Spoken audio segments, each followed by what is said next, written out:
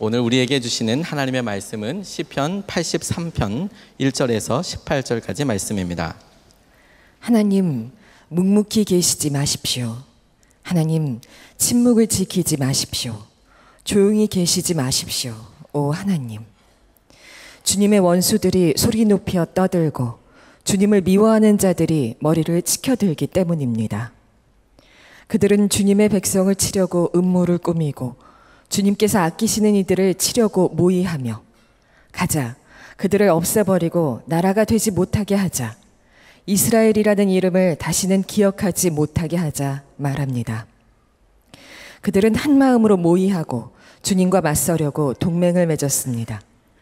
에돔과 이스마엘 사람들, 모압과 하갈 사람들, 그발, 암몬, 아말렉, 블레셋, 두로에 사는 사람들이 그러하고 아시리아까지도 그들과 힘을 합하여 롯의 자손을 도왔습니다. 주님, 미디안에게 하신 것 같이, 기손강에서 시스라와 야빈에게 하신 것 같이 그들에게도 그렇게 해주십시오.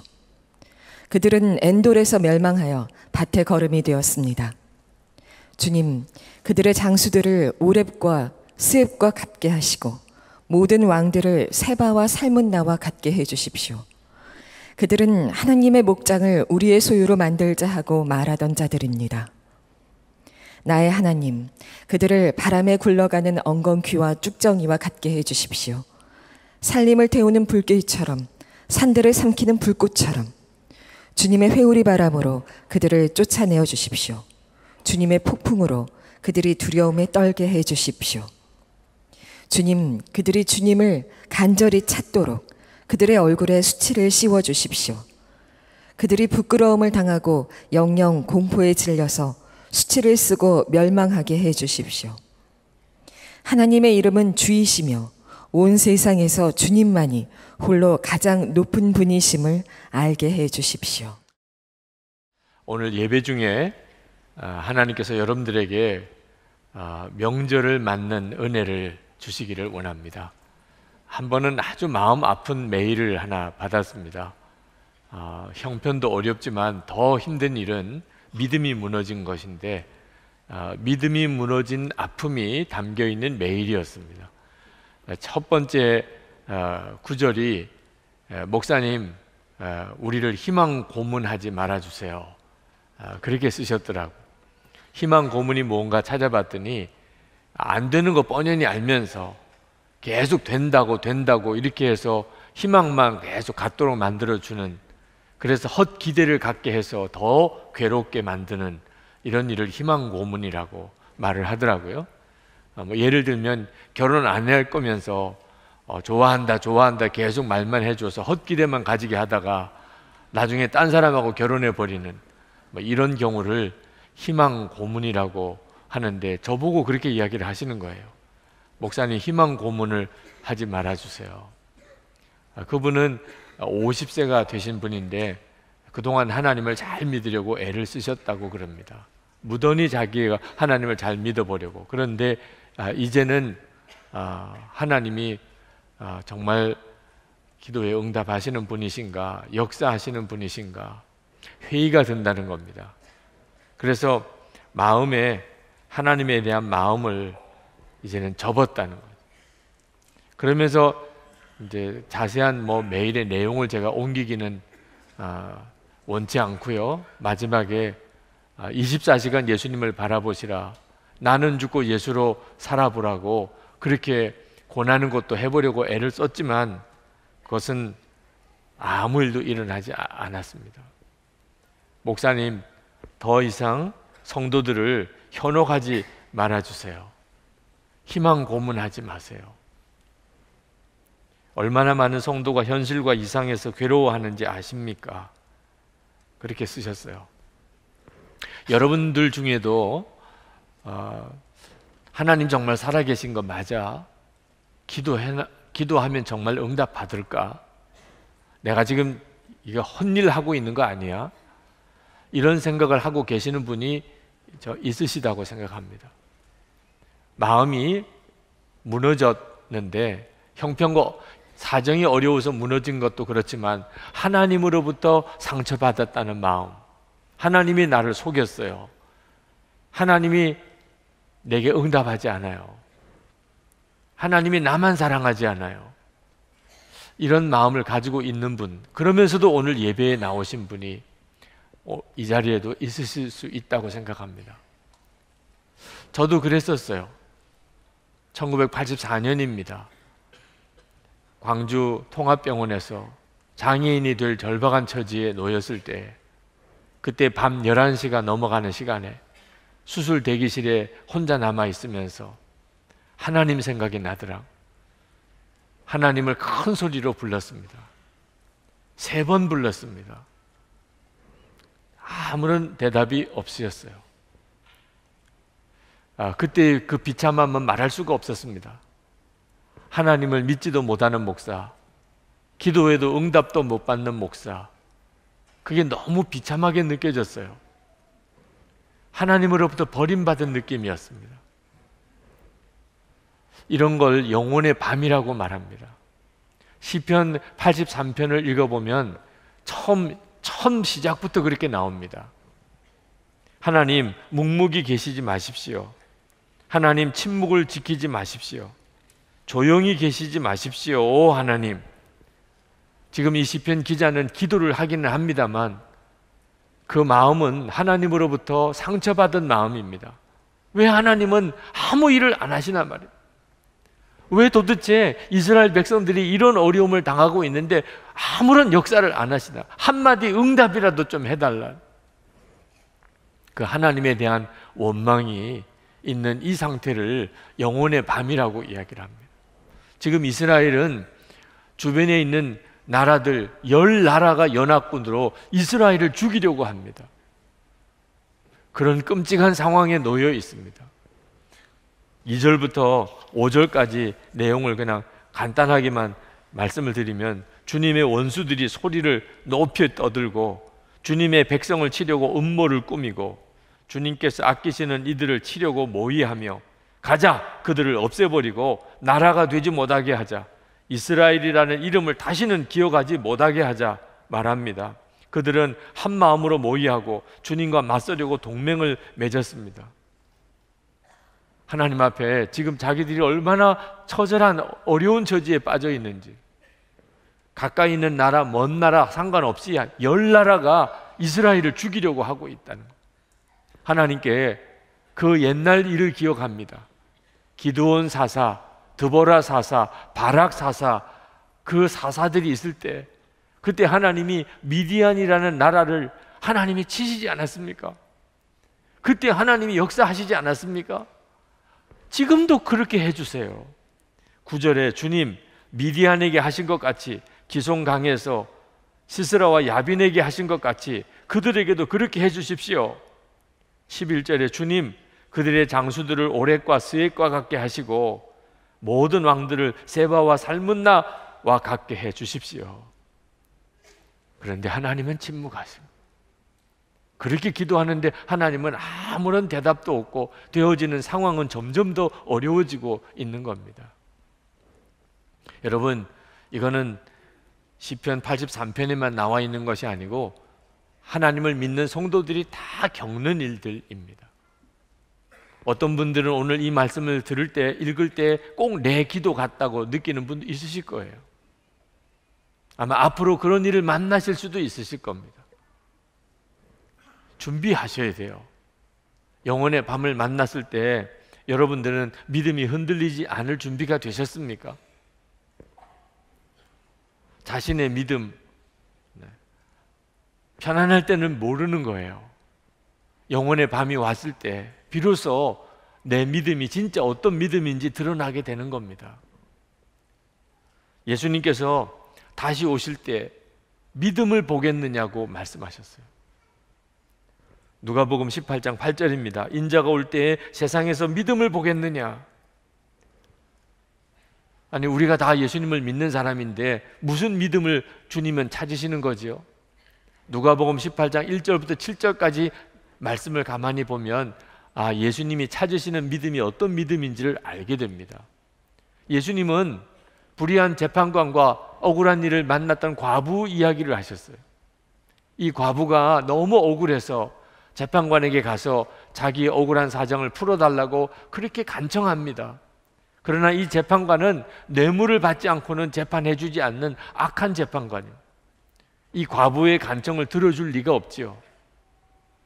그런데 갑자기 이 재판관이 마음이 바뀝니다.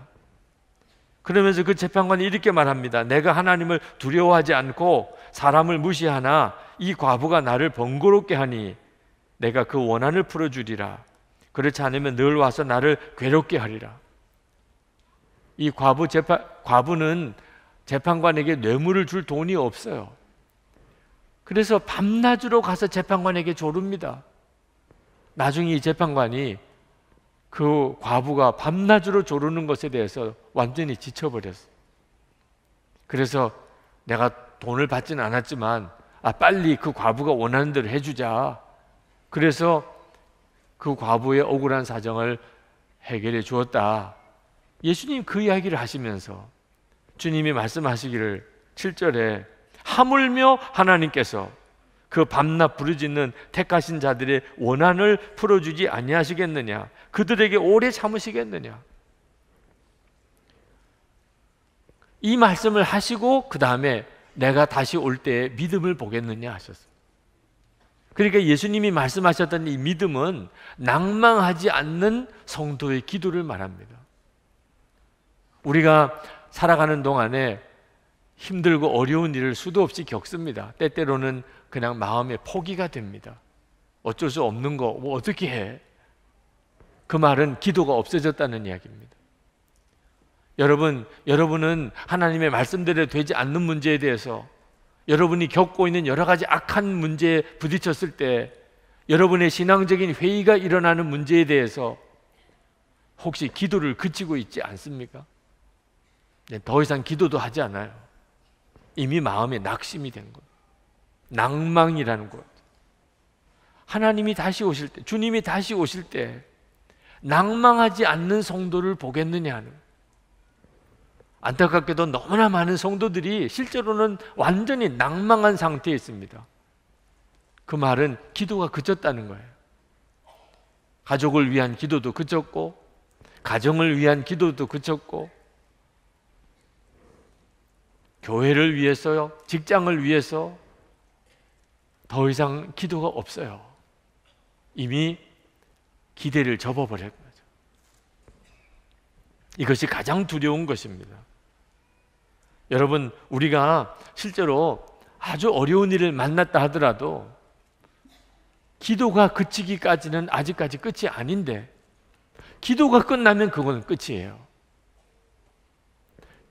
우리는 매일 우리 민족의 평화 통일을 위해서 기도합니다. 밤 10시에 성도들이 같이 기도합니다. 그런데 지난 금요일에 북한 핵실험 뉴스가 들렸습니다. 지금까지 핵실험 중에 제일 큰 규모의 핵실험을 했다는. 이제는 북한이 핵무기를 사용할 때가 점점 가까워 오고 있다는. 평화 통일을 위해서 그렇게 기도했는데 이게 무슨 일입니까? 이제는 끝인가 봐. 전쟁은 피할 수 없나 봐. 우리 민족이 통일이 되더라도 아주 끔찍한 일을 거치고 난 다음에야 그 다음에 통일이 되려나 봐. 그런 마음에 낙심이 생길만 했습니다. 그때 하나님께서 저에게 말씀하셨어요. 내가 믿음을 보겠느냐. 낭망하지 않는 믿음을 바라는 것입니다. 여러분, 우리 민족이 평화 통일을 위해서 정말 마음의 소원인데 언제 이게 절망으로 바뀌죠? 성도들의 기도가 그쳤을 때입니다. 북한이 핵무기를 가진다고 해도 아직까지 절망은 아닙니다. 성도들이 기도하지 않게 되면 그때는 이제 끝이에요. 여러분들에게 묻습니다. 우리 민족의 평화 통일을 위해서 계속 기도하고 계시지요? 만약에 여러분이 기도하지 않는다면 그것으로 끝났습니다. 북한의 핵이 문제가 아닙니다.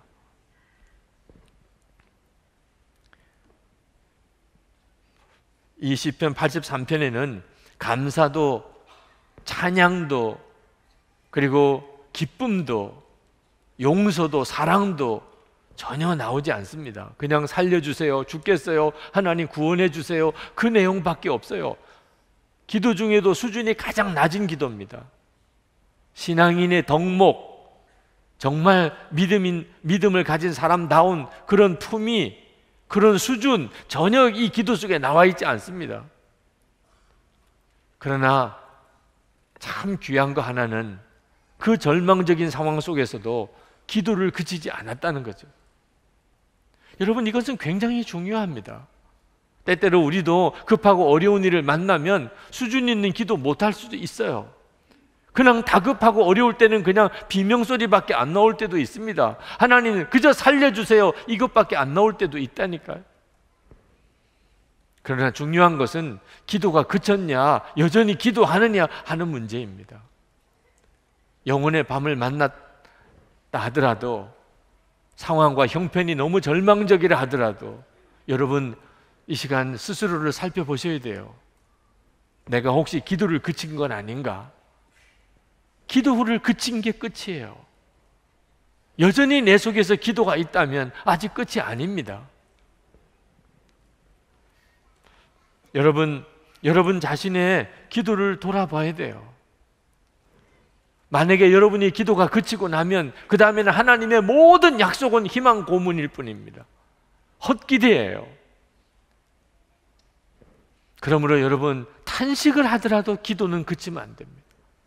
기도가 그저 탄식으로 끝나는 기도일지라도, 울기만 하는 기도일지라도 기도를 놓치면 안 됩니다. 여러분, 무슨 내용으로 기도해야 될지 모르겠어요. 좋아요. 그냥 두 손만 들고 있으셔도 돼요. 두 손만. 주여. 하나님은 아십니다. 여러분이 왜 손을 들고 있는지를 하나님이 아십니다. 손을 들 수 있는 힘도 없어요. 그러면 그냥 바닥에 엎드리기라도 하면 됩니다. 옛날에 우리 믿음의 선조들은 기도하는 방법 중에 하나가 바닥에 엎드리는 기도가 있었습니다. 방바닥에, 마룻바닥에 엎드리기만 해도 하나님은 아십니다. 여러분이 왜 엎드리고 있는지를 하나님이 아십니다. 그러면 결국은 새벽이 옵니다. 그 영혼의 밤은 결국 지나가고 새벽이 옵니다. 기도를 놓치면 그러면 영혼의 밤은 희망 고문이 되어버리고 끝나버리고 맙니다.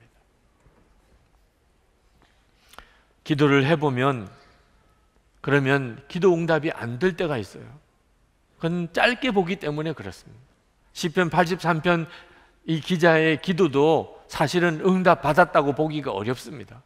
결국은 아수르에게 멸망하고 유다는 바벨론에게 멸망하고 맙니다. 기도가 무슨 소용이 있냐? 그러나 여러분, 기도는 짧게 보아서 알 수 있는 문제가 아닙니다. 지금 이스라엘을 보세요. 지금 팔레스타인을 보세요. 시편 83편과 지금 이스라엘을 한번 비교해 보시면 응답 받은 거죠. 저는 이 설교를 준비하면서 깨달아지는 것이 있었어요.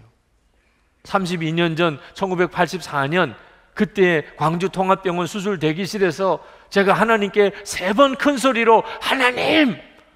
하고 부르짖었을 때 응답 못 받았습니다. 대답을 듣지 못했어요.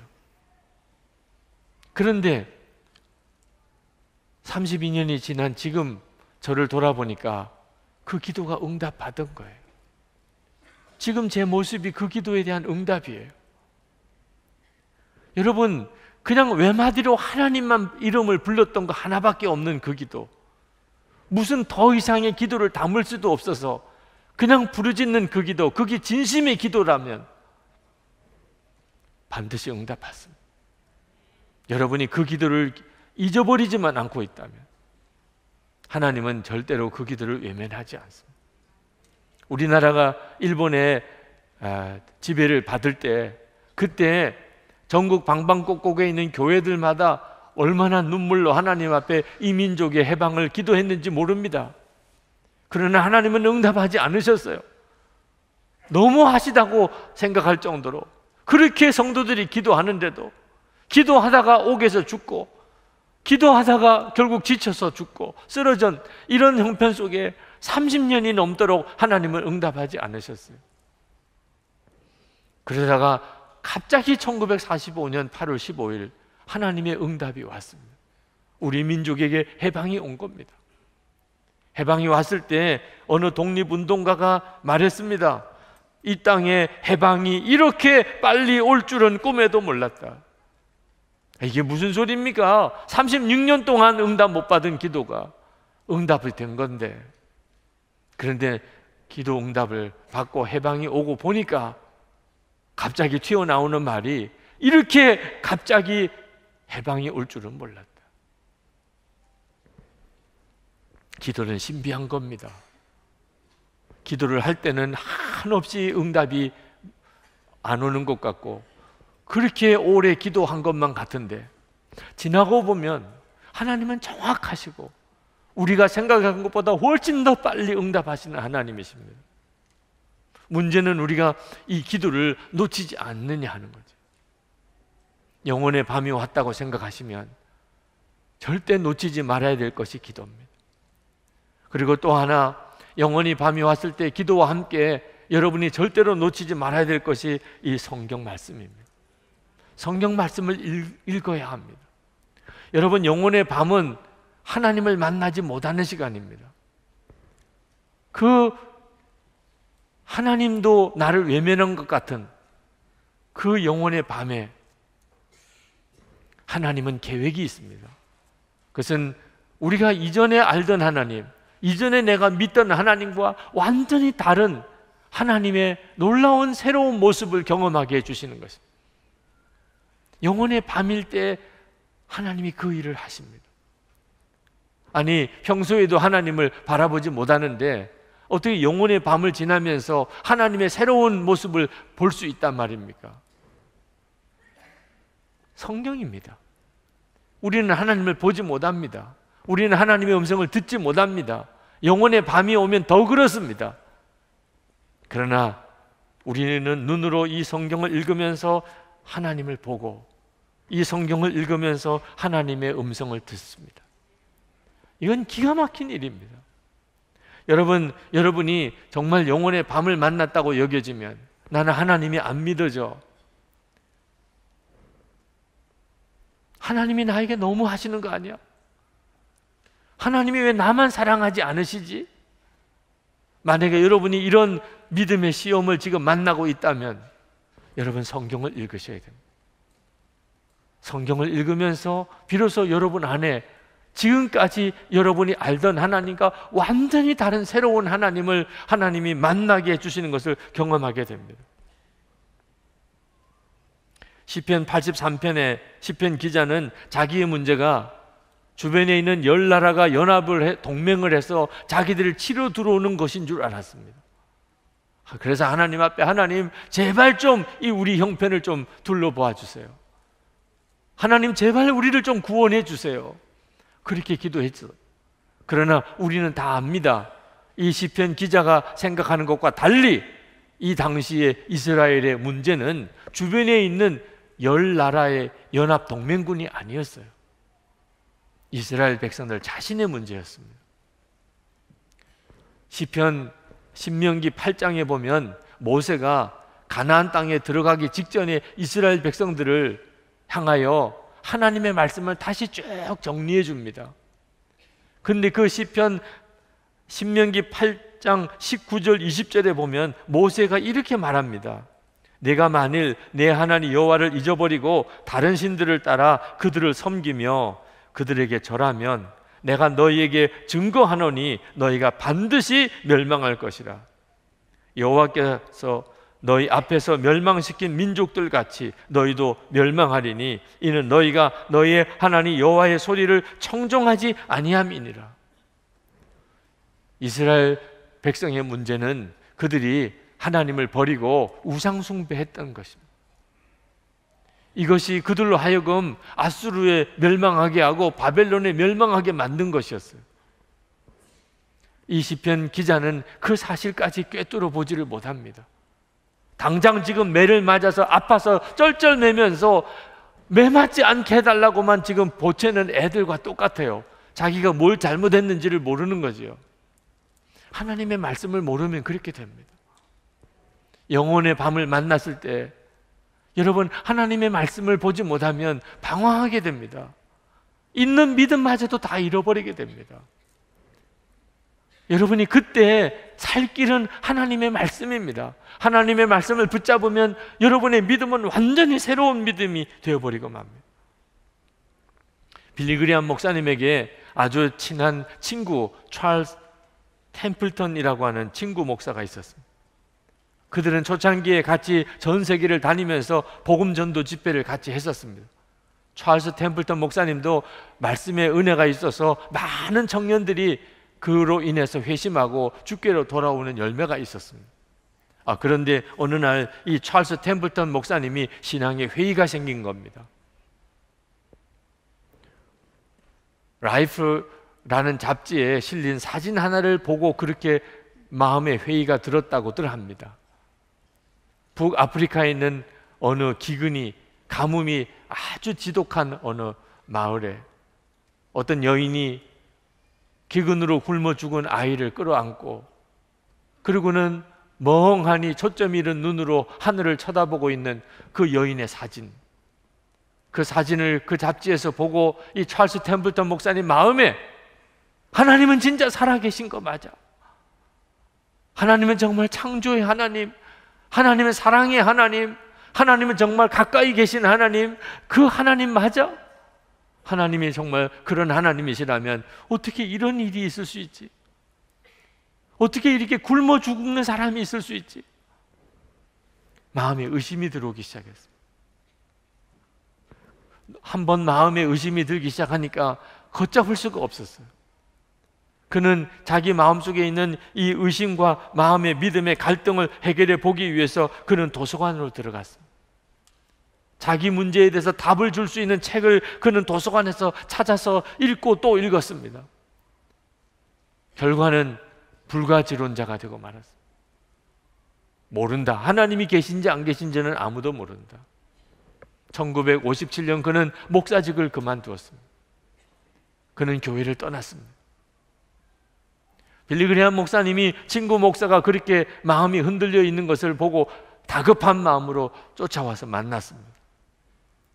어떻든지 그 찰스 템플턴 목사의 마음을 붙들어주고 싶었기 때문이죠. 그런데 같이 이야기를 나누다가 빌리 그레이엄 목사님도 믿음이 흔들리기 시작했어요. 찰스 템플턴 목사가 말하는 논리 정연한 그런 설명을 들으면서 빌리 그레이엄 목사님도 마음에 하나님이 진짜 살아계신 게 맞아? 이런 마음에 의심이 들어오기 시작했습니다. 그때 빌리 그레이엄 목사님은 산으로 가셨다고 그랬습니다. 그는 산으로 올라가서 회의와 의심 가운데서 하나님께 기도했습니다. 그 산길을 걸으면서 하나님께 기도했습니다. 거기서 그는 성경을 읽었습니다. 달빛이 비치는 샌 버나디노 산, 그 산에서 그는 하나님 앞에 무릎을 꿇습니다. 그는 성경을 붙잡고 기도했습니다. 하나님 아버지, 믿음으로 이 성경책을 하나님의 말씀으로 받습니다. 지식적인 의문과 회의보다 믿음을 더 앞자리에 두겠습니다. 빌리 그레이엄 목사님이 그 회의와 깊은 갈등 속에 있을 때 그가 결단했던 것입니다. 그 이후에 빌리 그레이엄 목사님은 우리가 다 알다시피 훨씬 더 강력한 전도자가 되었습니다. 성경책을 한 손으로 들고 설교하는 유명한 설교자가 되었습니다. 여러분, 어떻게 이렇게 갈라지지요? 똑같이 영혼의 밤이 왔는데 한쪽은 완전히 하나님을 떠나고 한쪽은 어떻게 그렇게 위대한 전도자가 되지요? 성경인 것입니다. 하나님이 어디 계시냐고요? 어디서 하나님을 만나냐고요? 어떻게 하나님의 응답을 듣느냐고요? 너무나 분명히 읽을 수 있도록 그렇게 우리에게 주셨습니다. 한국 국민들은 말할 수 없는 복을 받았습니다. 성경을 읽을 수 없는 사람은 한 사람도 없습니다.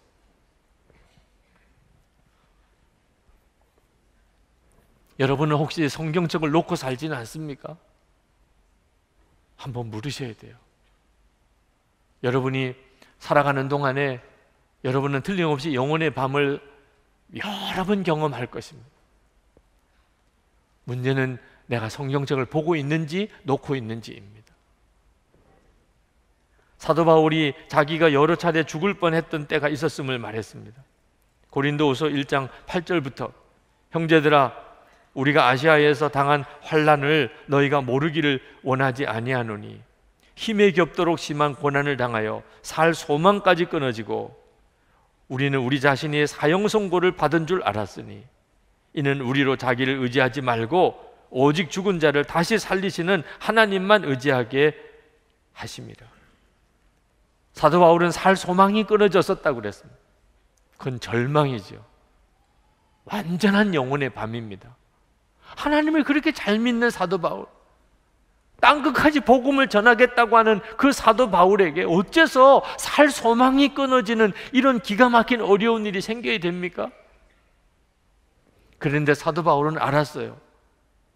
그런 일을 통해서 하나님의 사도 바울에게 주신 말할 수 없는 복이 있었다는.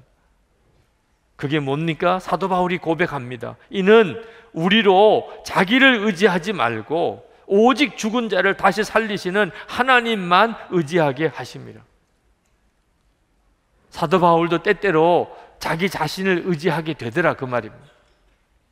그런데 그거는 진짜 하나님을 믿는 자의 누릴 축복의 삶이 아닌 것입니다.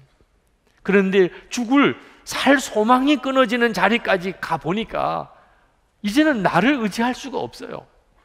내가 나를 어떻게 지켜줄 수가 없어요.